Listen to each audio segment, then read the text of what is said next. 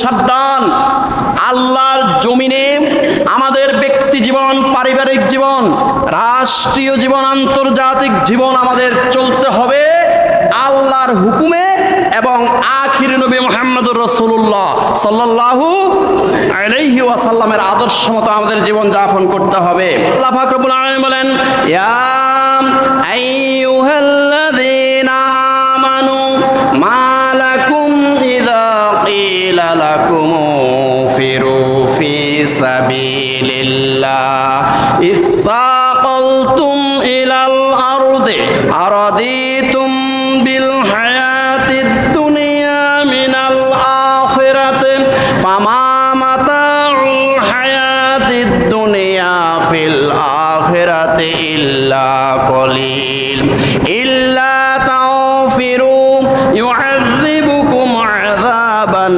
আলীমা ওয়া ইয়াস্তাবদিল কওমান গায়রাকুম ওয়া লা তাদুররুহু শাইআন ওয়াল্লাহু আলা কুল্লি শাইইন কাদির। সূরা তওবা আয়াত 38-39। আল্লাহ সুবহানাহু ওয়া তাআলা বলেন, ইয়া আইয়ুহাল্লাযীনা আমানু, হে ঈমানদার বান্দারা, মা লাকুম, তোমাদের কি হলো? তোমরা বসে আছো কেন? তোমরা চুপটি করে কেন বসে আছো? এগিয়ে যাচ্ছ না কেন আল্লাহর দিকে? আল্লাহর নবীর আদর্শের দিকে তোমরা কেন ঝাঁপিয়ে পড়তেছ না?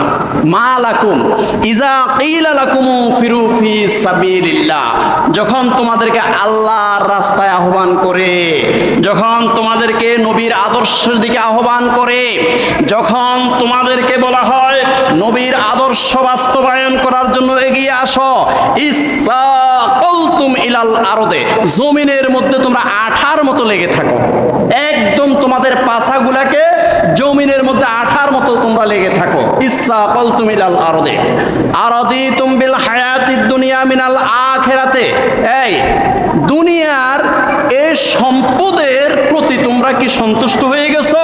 মিনাল আখিরাতে, আখিরাতের সম্পদের বিনিময়ে, আখিরাতের সম্পদ, জান্নাতের সম্পদ, জান্নাতের নাজ নেয়ামতের পরিবর্তে তোমরা দুনিয়ার এই সামান্য হীন সম্পদের প্রতি কি তোমরা রাজি হয়ে গেছো, সন্তুষ্ট হয়ে গেছো?